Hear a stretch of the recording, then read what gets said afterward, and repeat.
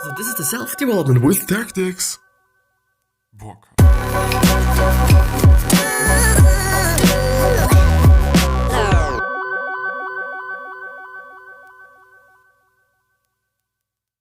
So this one's gonna be another business and entrepreneur quiz to see whether I and or you are a real, truly entrepreneur kind of dude or something. And with that being said, hello, welcome back to the next episode of the Self-Development with Tactics fucking podcast. And I'm really fucking pumped to be here again, especially because I'm just doing something else today. Like, going through another quiz, which might be interesting, which might not be interesting. We're gonna see. It's again an entrepreneur quiz, this time another one. And I do just see now that it only has 9 questions. Maybe afterwards I'm going through something else, maybe I'm just talking about something. I don't know, I really don't, but I guess we should just, my screen is dark, get right into it. I don't know, maybe I just make myself a little bigger. So the first question is, what was the main focus of your teenage years? To be honest, teenage years, and I'm just now getting to, I'm really starting again with actually kind of being like, it doesn't make any fucking sense. Teenage years, or what do you consider your teenage years? I know this is the first question. The second question is, why the fucking hell is there no sport?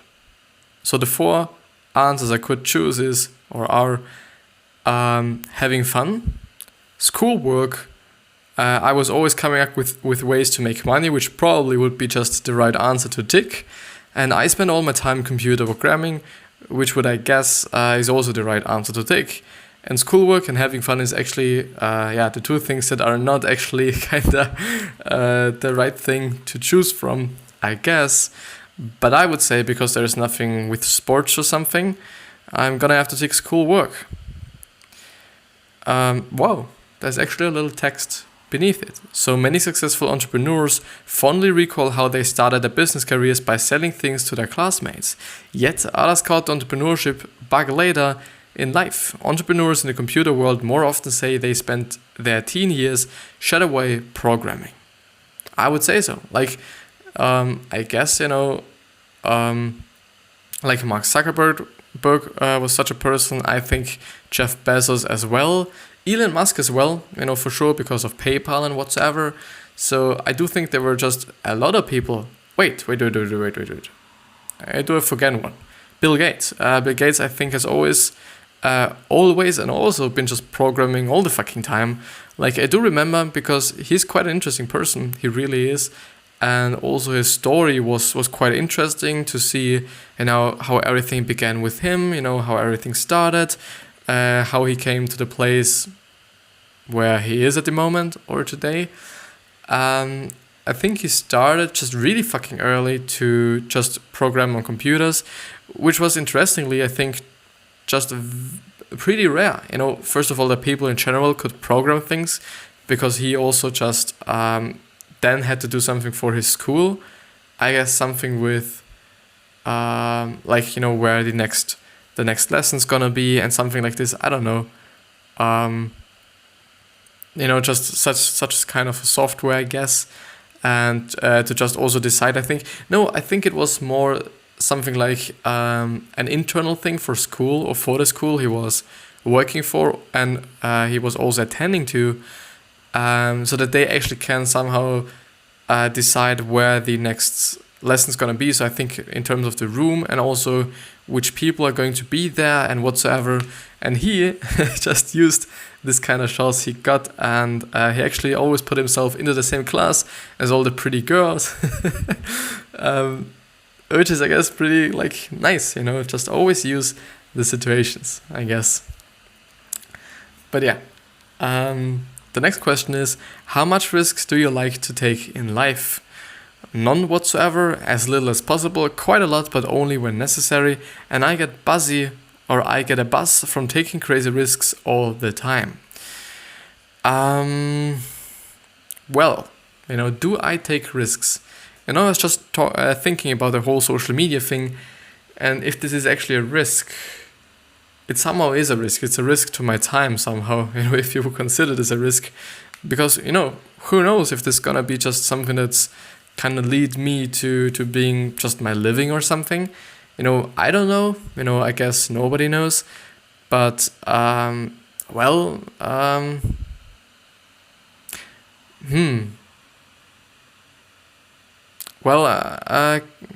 there's nothing in just the middle of yeah, I do and no, I don't. There is no whatsoever or none whatsoever, and there is as little as possible, which is basically like none whatsoever, and then quite a lot, which is a little bit too much, but I think I'm gonna still tick quite a lot. And let's see what they say. So starting up a new business is a risk. So the ability to cope with risk-taking is essential if you wish to be a successful entrepreneur. Yet you need to be very measured in your risk-taking and not to be too impulsive or irresponsible.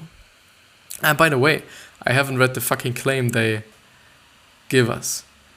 Actually, it would be nice without the video there.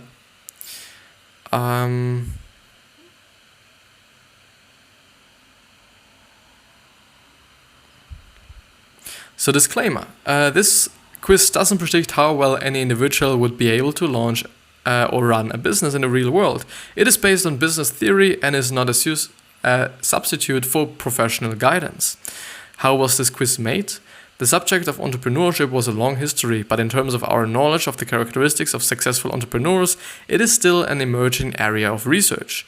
To develop this quiz, we have thoroughly studied the existing literature and worked with Brian Morgan, Professor of Entrepreneurship at Cardiff Metropolitan University, to focus on the psychological characteristics and managerial competences of actual entrepreneurs. More information on setting up your own business is available from gov.uk by Sherry Fletcher, Robert McKinney, Ransom MP, Will Small, and Nassar Tofik and John Walton. Yeah.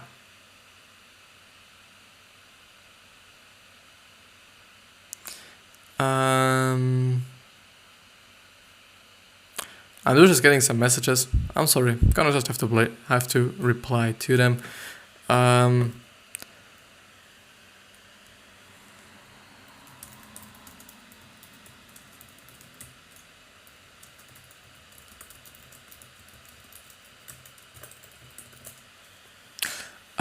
But yeah, I think it's pretty important that they actually give you some sort of an, something like this, because, it's not really an actual kind of thing. It's not a really actual kind of test, even though I hope that all the people that are actually kind of coming to this website already know. And by the way, I am on www.bbc.com/news/business-338514339.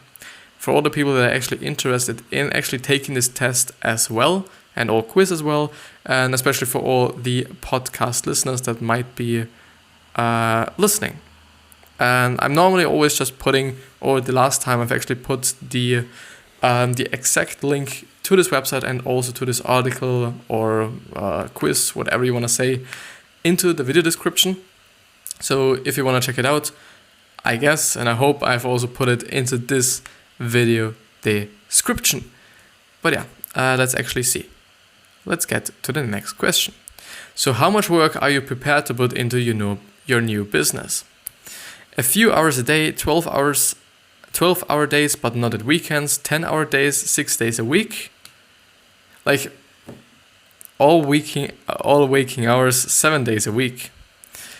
Well, the thing is, it always depends on whether I like the business. But I think it's in terms of me actually liking the business, and I'm just really also kind of obsessed with it, which is actually one of the things that a lot of successful people are like. If you kind of have a look at Jeff Bezos and Elon Musk, they just have incredible days. Jeff Bezos not as much as Musk has, because Musk totally works a fucking lot, but this is because he's so fucking obsessed with what he's doing. And I do think if what you are doing is something that you deeply like, that you even love, that you're so passionate about, then I guess that you would just, work pretty hard for it, especially if you're capable of doing everything, and if you do just have such a big goal such an unreal goal, even with like colonizing Mars and whatsoever. I do think, quite a lot of people that are successful are obsessed with what they are doing.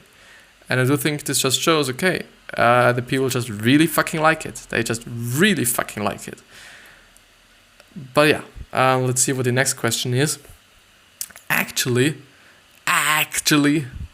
voice getting pumped.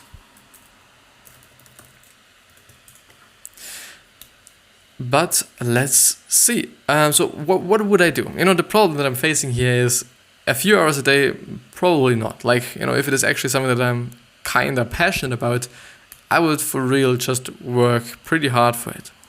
12 hours a day, but not at weekends, and 10 hours a day, 6 days a week, is just like the same fucking thing. Like, would I work on the weekends? I think I basically would. Because if it is something that I really deeply like, I would just do it because I like it, all waking hours. So, like, it's pretty tough. And I also do not want to choose something that's not quite me. Like, I just really have to think about it. So I would definitely work 10 hours, I guess. Like, it really is, like, when I'm just really passionate about it, I would totally do it,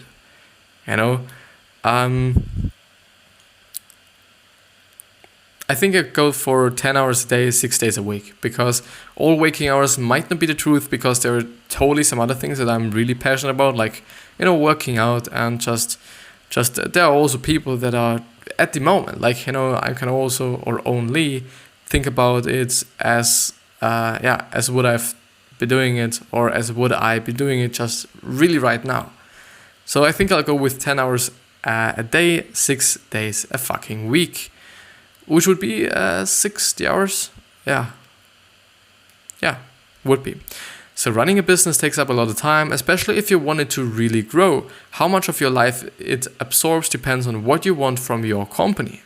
Really is the truth. Like, if you really want your company to be the best fucking company on the fucking planet, then you just gotta have to put in the work.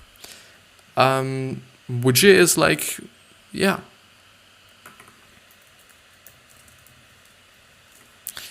which just makes sense somehow. But yeah, the next question. Should scroll up a little bit. So why would you want to become an entrepreneur?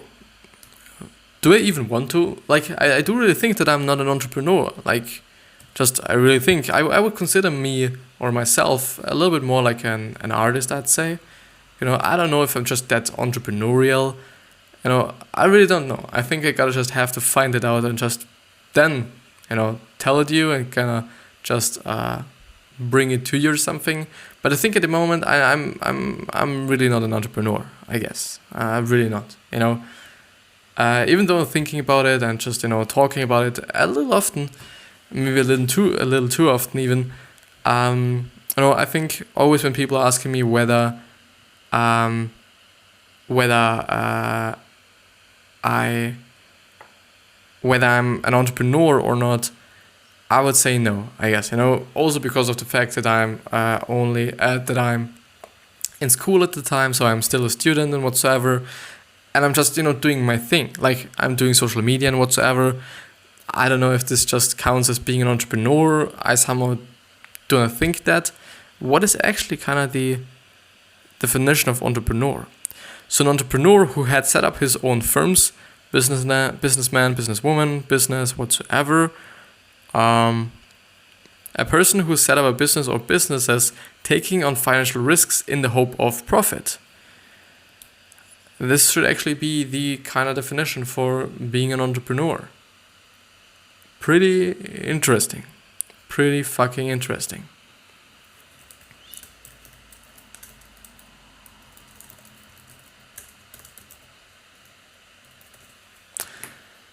But still, let's see. So, why would you want to become an entrepreneur?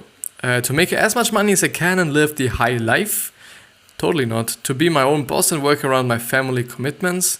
I can't stand having to take orders from someone else. I would love to run a successful business and help improve the world around me. I think I would take this one actually, because to be my own boss and work around my family commitments, it's quite the half truth or half of the truth. Like, I do just really want to be my own boss, also because I somehow do not really stand taking orders from somebody else, especially if I consider the person as not better than me. If it is actually a person that is better than me, I really think like that this is totally okay. Like, I would totally take suggestions, advices, and whatsoever. But well, I think it's more in terms of orders than advices and suggestions and whatsoever, because the thing is, I think that you can actually learn from every single person on this fucking planet. Whether it's a poor person, whether it's a rich person, whether it's a young person, whether it's an old person. For sure, tendencies are like, okay, you will probably learn more from an older person because, he or she is just older and has more experience and whatsoever. But I still think that you can even learn something from children as well. Like, I really think so. I wouldn't really say that you can only learn from people that are better than you. But in terms of taking orders, I don't know, like for sure, to some degree, you just have to say like, okay, if this person is actually kind of above you in terms of the hierarchy in your company, there just has to be a reason for that. Like, either it's because, he's just a better manager or something. This could actually be the case. Like, this is just really would make just sense. Or, you're just not good at what you're doing and he's better. And then it really is like, okay, taking orders then makes sense for me. But if it is actually like, okay, I could actually be the manager or somehow, I don't know. Like, I think, it really comes up to the person, I would say. It really comes up to the person at the end. So speak to any successful entrepreneur and they will always say they aren't in it for the money. Instead, they speak about higher goals such as their love for what they do or their desire to make a positive contribution to the world.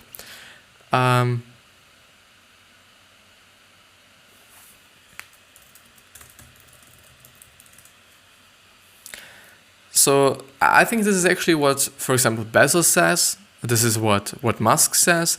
This is Gary Vaynerchuk says, for example. And I do think you just have to have, and this is actually also one of the things that a lot of successful people even talk about, and a lot of I think authors also talk about in their books. So in their self-help books, self-improvement books, self-development books, that you actually should have somehow a bigger goal. Like, okay, I want to make the world a better place because I am here. Or I want to just let people feel great around me. And this is why I'm doing this and that and whatsoever. I do think this is actually a really great part of getting successful and also I think also being happy. Like, if you truly know you've just really been contributing to the world positively, like not negatively, then I do think that you're also going to be happier.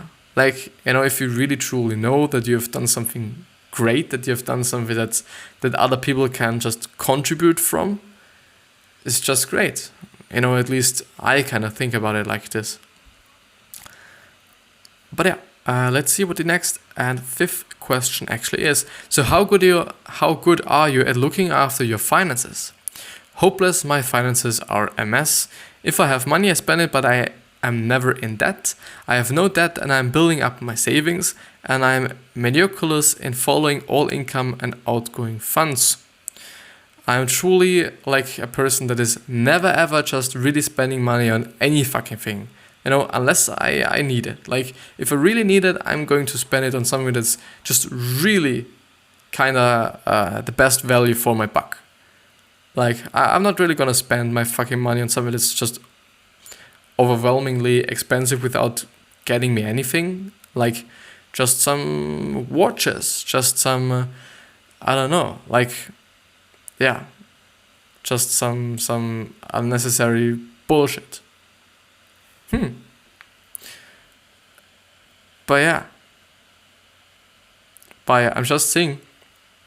Got a message.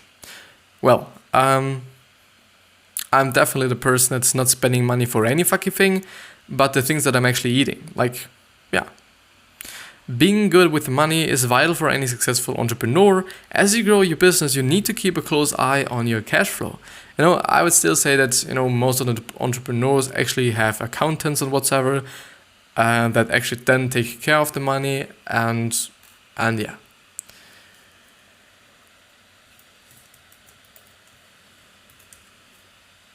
I think this is, what most of the people would do somehow. Like, yeah. The next question, like the next question. So how well do you cope with setbacks? Actually, one of the questions that is also being asked in the other one, so in the other summary or the other quiz that I've gone through, I think it was actually yesterday. Yeah, it was yesterday.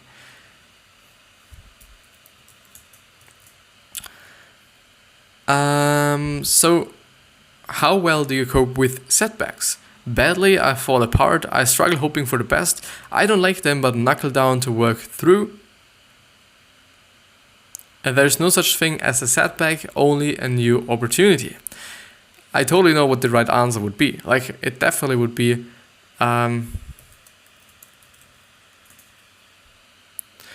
it definitely would be the last one. Like, for sure, you're gonna just have to look for new opportunities, and this is what I also would like to choose. The only problem there is, would I really do it? It's totally something different, and it's really like, I think it's even proven that people who are looking into the future and looking for something they are gonna do, they are way more optimistic and kind of different than they are in the now. Like, I don't know if I would actually choose seeing new opportunities. For sure, I'm really always truly putting myself under pressure to actually do it. Like, I do not want to see new opportunities. I do not want to feel just bad when I get set back and whatsoever. But would I even then do it? This is just the question. This really is the question. And would I?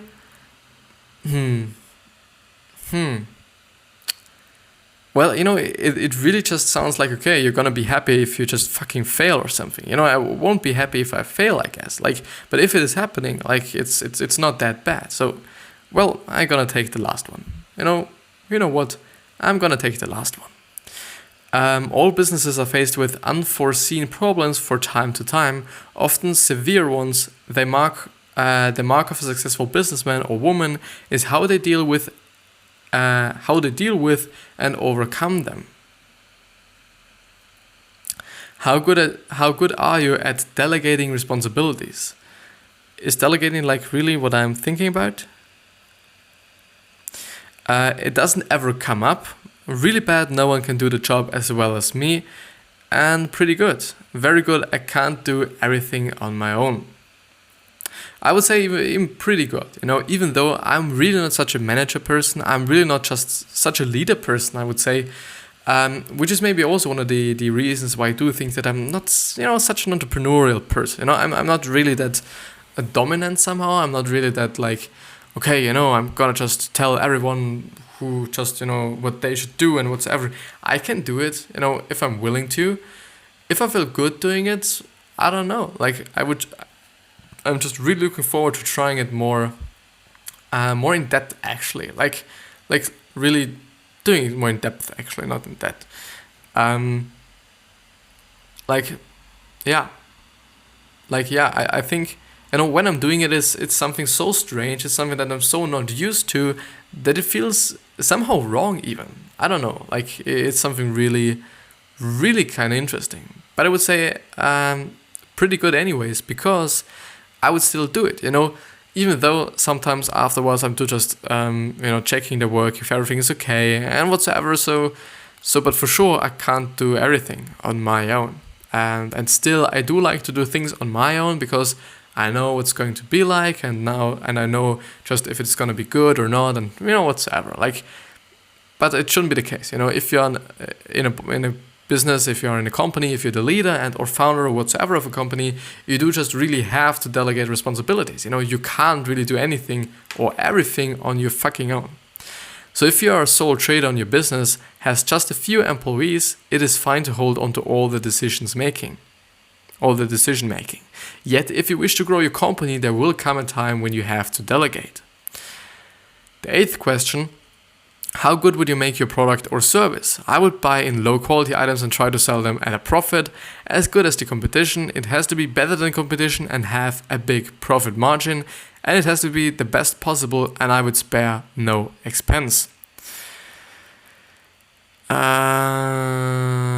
I would take the least one, or the last one actually, because the whole emphasis or the whole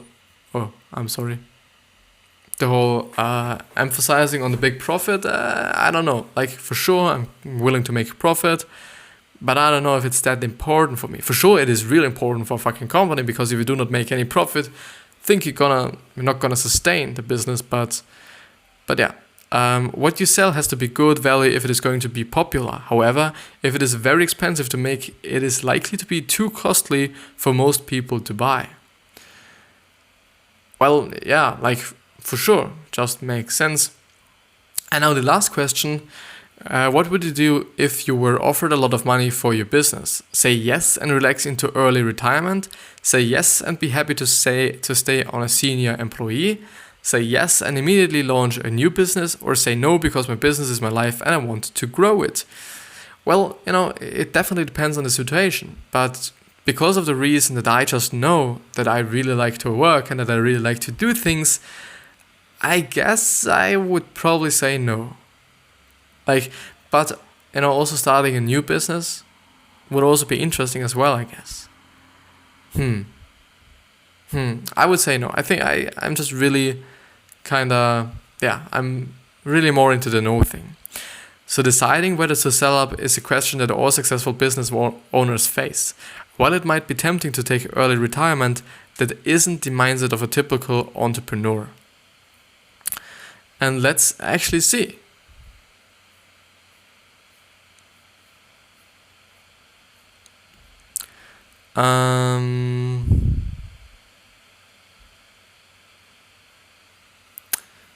So your product may be too expensive. Your desire to spare no expense in producing your product means that you will have to pass on this cost to the consumer. This means a high price tag and a possible struggle to grow your business. Does this now mean something good, or is this now something bad, or can I learn something from that? For sure, it's not being said that I just willing to buy the most expensive fucking thing, but the whole emphasis on the question in terms of the whole profit wasn't something that I was just so fucking enjoying. For sure, I need the profit, but I want to do good for the consumer, and I also want to do good for the clients. I know it depends on the business somehow.